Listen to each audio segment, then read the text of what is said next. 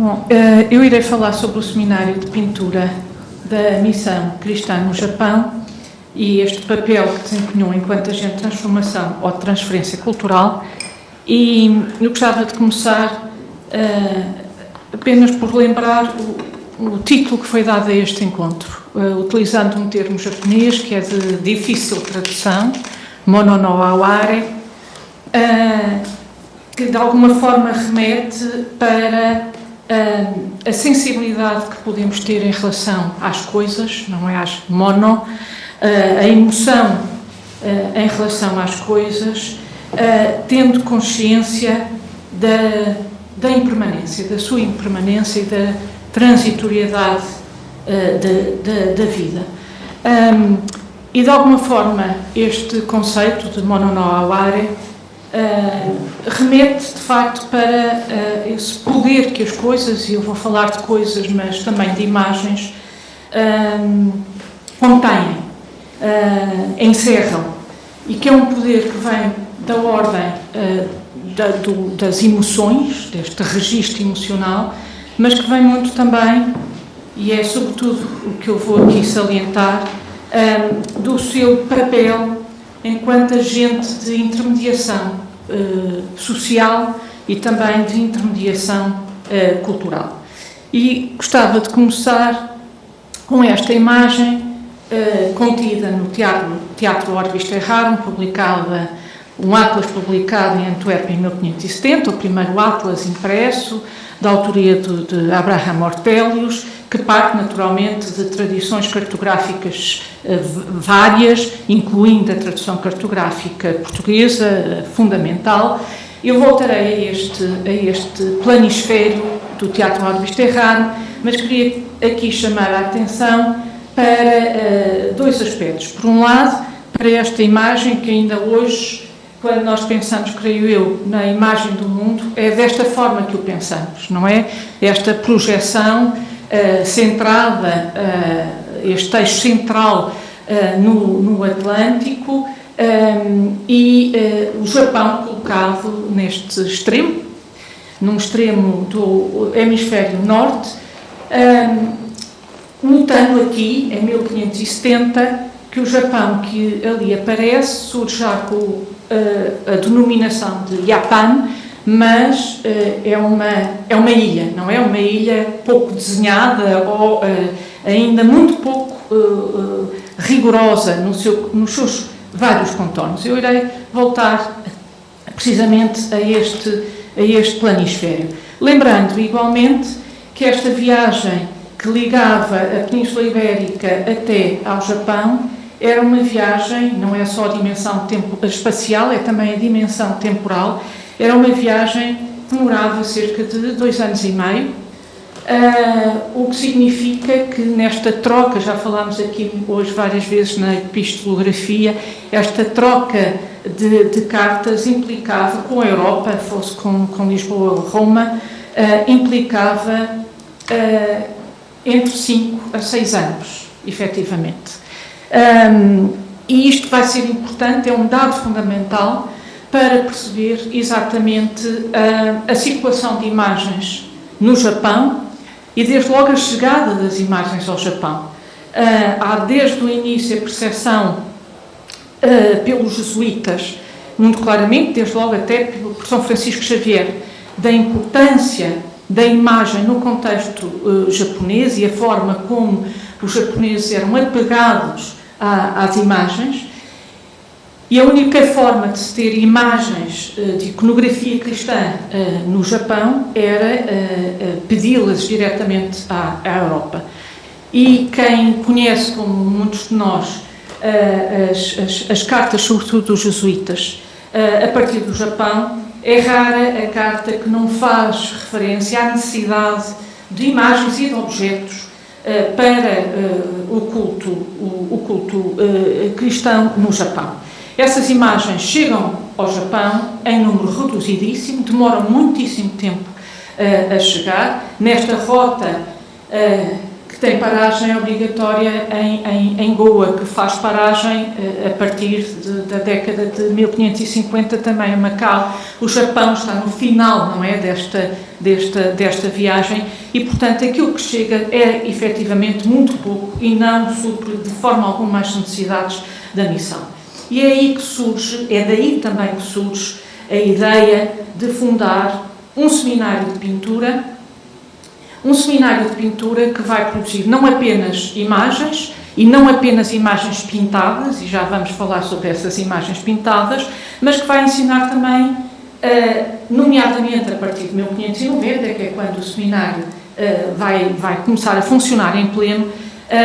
a imagem gravada, através da introdução da imprensa. O João Paulo Oliveira Costa já aqui referiu a introdução da imprensa no Japão, que para além do papel fundamental efetivamente na impressão de livros e de livros importantíssimos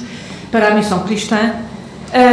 vai imprimir também uma série de imagens. Portanto, neste seminário vai-se ensinar a pintura à maneira europeia, o que significa a pintura a óleo, com a perspectiva linear ou a perspectiva com ponto de fuga, o que é uma imposição de uma representação do mundo e de uma representação de ver esse mundo, a impressão de imagens, a construção de instrumentos musicais ocidentais, europeus,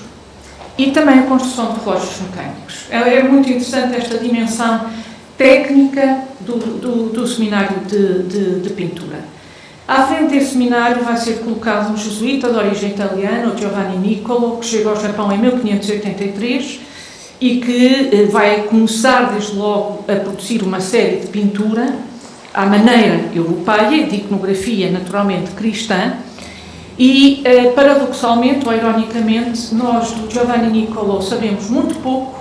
não sabemos, por exemplo, nada da sua formação e não temos uma única obra assinada. Ou seja, não há nada que possamos tão pouco atribuir. Tudo o que se possa atribuir ao Giovanni Nicolo é pura especulação.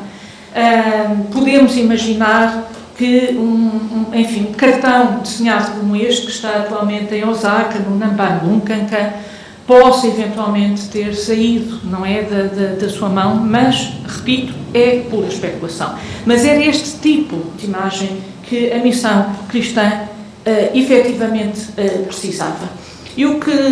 nós aqui hoje já ouvimos, através das várias comunicações e de diferentes formas, atesta precisamente este método da acomodação da missão cristã no Japão, que se foi impondo, não foi fácil, sabemos-lo, sobretudo nos primeiros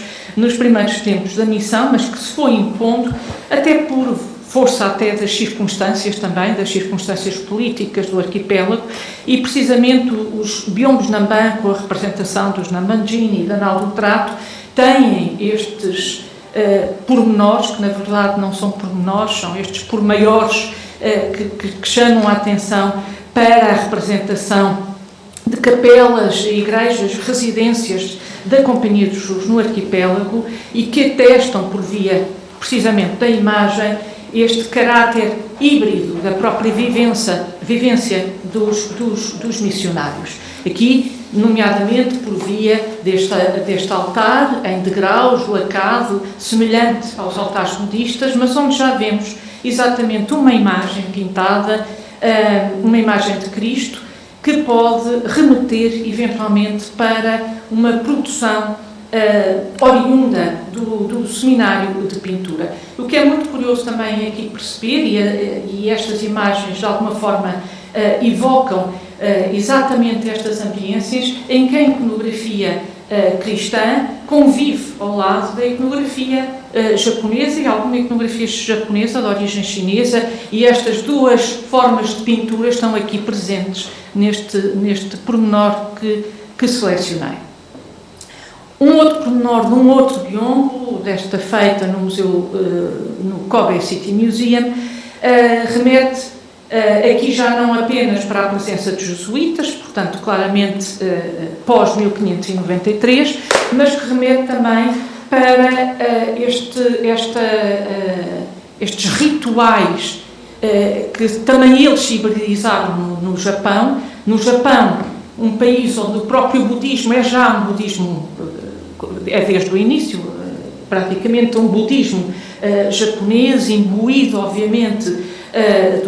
do shintoísmo, e esses rituais budistas e shintoístas já precisamente acomodados um ao outro, vão surgir também no contexto da missão cristã, e este pormenor deste altar com estes utensílios diante de uma imagem, novamente uma imagem pintada de Cristo, atestam exatamente a forma como os objetos associados aos rituais Shinto e budistas surgem também no contexto da missão. O Salvator Mundi, este Salvator Mundi,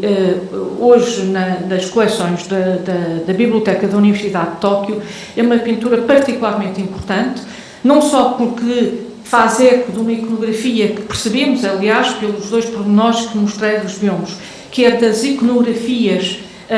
mais importantes no contexto da missão cristã, mas é uma pintura importantíssima porque eu creio que é mesmo a única que está datada, de 1597, assinada por Murakami Jacobus, que tem sido proposto, e com algum fundamento, que se possa tratar do Jacob Niwa, um dos grandes discípulos, dos maiores discípulos de Giovanni Niccolò, este Jacob Niwa, que é um pintor sino-nipónico, e é precisamente um dos discípulos de Niwa, do Giovanni Niccolò, que o vai seguir para Macau após 1614. E se pensarmos precisamente que este seminário, fundado em 1590, que termina abruptamente em 1614, em janeiro de 1614, pensarmos que é um seminário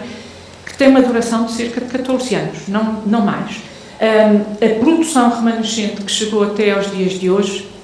é verdadeiramente notável, se tivermos em conta que uma parte significativa da produção pictórica terá sido destruída, seja pela voragem do tempo, seja pelas perseguições ao cristianismo pós-1614. O Jacob Niwa, assim como o Emanuel Pereira, são dois dos grandes discípulos do Giovanni Niccolò, que vão seguir para Macau e que vão produzir no contexto da missão da China, já não do Japão, algumas obras importantes. Mas vamos voltar à missão do Japão e à produção pictórica que foi realizada, e esta pintura é uma pintura de que me tenho ocupado, de que me ocupei durante algum tempo. É este retrato de um mestre que já se, avançou poder tratar-se do vice-provincial Pedro Gomes, que, como sabemos, tem um papel fundamental durante a década de 1590 na missão do Japão, e que muito provavelmente é da autoria de um pintor japonês e de um pintor budista, Nobukata, que assinou como selo algumas das suas obras, não é o caso desta, mas que, através de comparação estilística, precisamente por via das obras que estão assinadas pelo Nobukata, permitem avançar com o seu nome como provável autor deste retrato. Trata, sem dúvida, de um retrato, remete eventualmente para a figura do Pedro Gomes, que, para além, do seu papel, não é? Enquanto superior da missão, é também um dos introdutores da ciência europeia no contexto japonês, e o que nos chama a atenção de imediato neste retrato é a posição das mãos deste retratado, a posição das mãos no mudra, o Seppo no In, que é um mudra da pregação da lei. E, portanto, se trouxermos ou se olharmos para esta obra numa perspectiva de um público cristão, estaremos perante a obra, o retrato de um mestre, e de um mestre que está a fazer precisamente os ensinamentos do cristianismo e das escrituras cristãs. não deixa de ser esta obra impregnada deste hibridismo e destes vários sentidos, que para mais, tratando-se, como tudo aponta para que o seja, obra de um pintor budista e que trabalha precisamente em círculos budistas, mas que vai ao seminário de pintura aprender a pintar à maneira europeia e que aqui está bem traduzida nesta modulação do claro-escuro, nesta dimensão técnica que a pintura europeia introduz no Japão por via também da pintura ao óleo. Atesta então que o seminário de pintura que funciona na esfera da Companhia de Jesus no Japão, era permeável à entrada destes outros agentes e que serve e era um dos espaços de aprendizagem que incorpora também aprendizagens outras e funciona assim como um espaço de intermediação cultural e eu diria até também social entre a missão cristã e algumas escolas budistas, nomeadamente a seita Nichiren, à qual pertencia o Nobu Kata. Esta outra pintura, a que se dá o título, obviamente, que é um título dado muito posteriormente de um padre com duas crianças, esta sim tem o selo de Nobu Kata, está também ela no mesmo museu, no Kobe City Museum, e aqui entramos nesta esfera daquilo que já foi designado como um bilinguismo ou bilingualismo visual, ou seja, estas pinturas que conseguem falar duas línguas, não é? E tudo depende do posicionamento do observador. Um cristão pode eventualmente interpretar, e qualquer ato de ver imediatamente é um ato de interpretação, pode interpretar esta pintura como uma pintura cristã, neste sentido de representação de um padre ou de um mestre com duas crianças, um japonês e um budista japonês, imediatamente daria outra leitura a esta imagem. E daí, eventualmente, também a sua sobrevivência, não é? O facto de não ter sido destruída, assim como o retrato, o presumível retrato de Pedro Gomes. Porque esta imagem do dito padre, ou mestre com duas crianças, remete para uma iconografia caríssima no contexto japonês, uma iconografia que é estabelecida, pelo menos, claramente,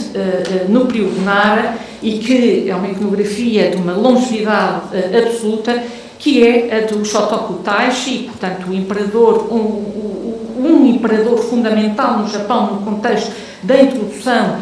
do budismo no arquipélago e na institucionalização do budismo no Japão, e esta iconografia do Shotoku Taishi com duas crianças, dois familiares seus, e esta, como eu dizia, uma pintura e uma iconografia, aqui já uma outra pintura mais tardia, do período Kamakura, que tem uma expressão importantíssima no Japão e atestando precisamente essa capacidade da pintura poder comunicar com diferentes públicos e, neste caso, com públicos de formação religiosa diferente. E no seminário de pintura percebeu-se exatamente esta potencialidade deste bilinguismo visual na criação destes biombos. São também biombos Namban, não são os biombos Namban mais conhecidos entre nós,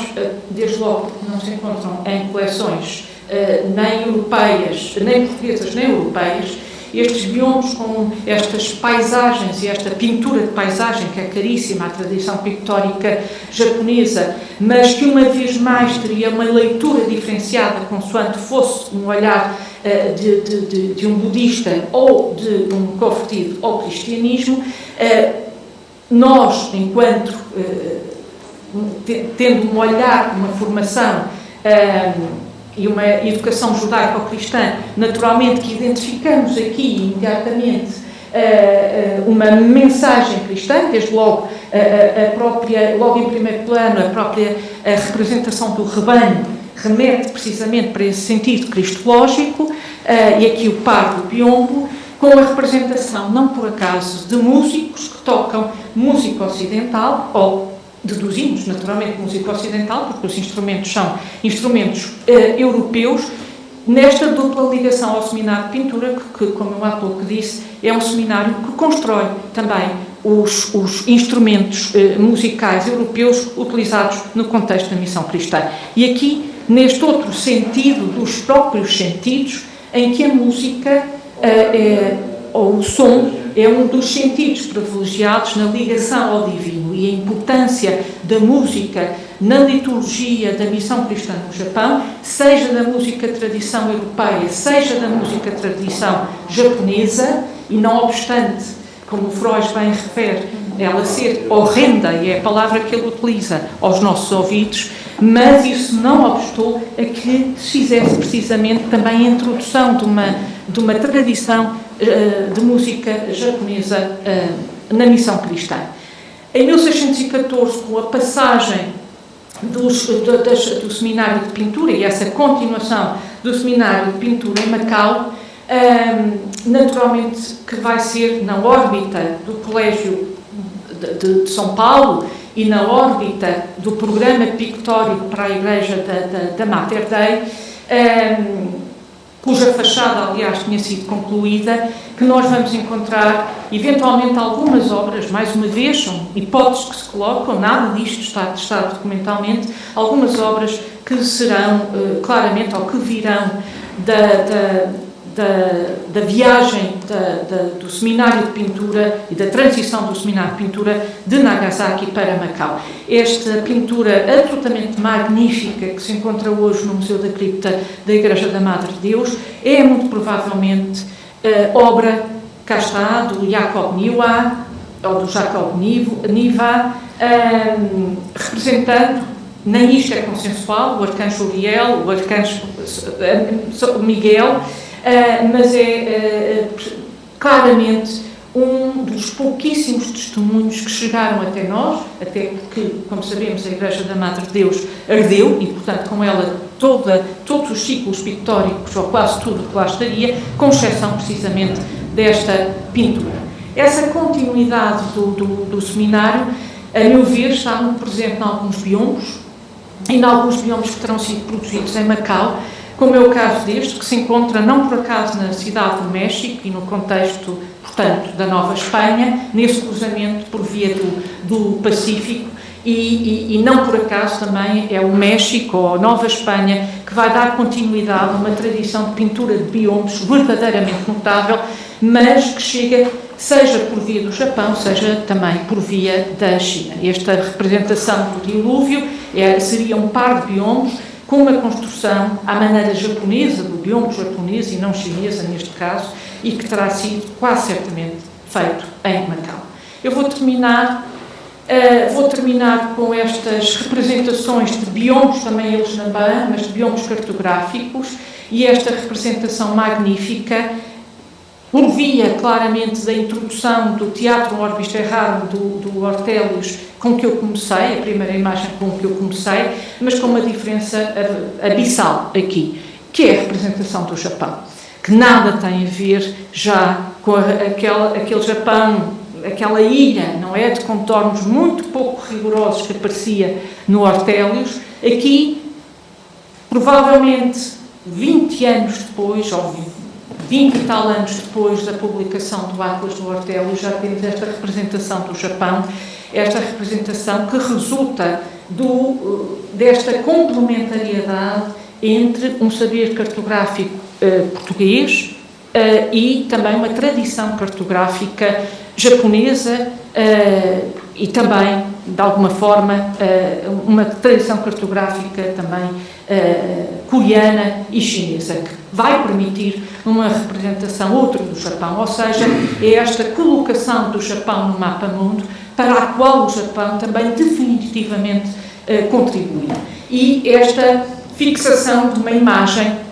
com este eixo no Atlântico. Eu termino com dois outros biombos, este do Museu Idemitsu, em Tóquio, em que também, para além da imagem do planisfério são os próprios povos que aqui entram. Aliás, João Paulo há pouco mostrou um outro biombo. É a própria colocação, a inserção dos povos do mundo, de que os japoneses são um dos, não é? E aqui estão. E, por fim, este belíssimo par de biombos que está em Osaka, no Namban Bunkan, que peço desculpa, não é uma boa fotografia, é o possível, só para termos uma ideia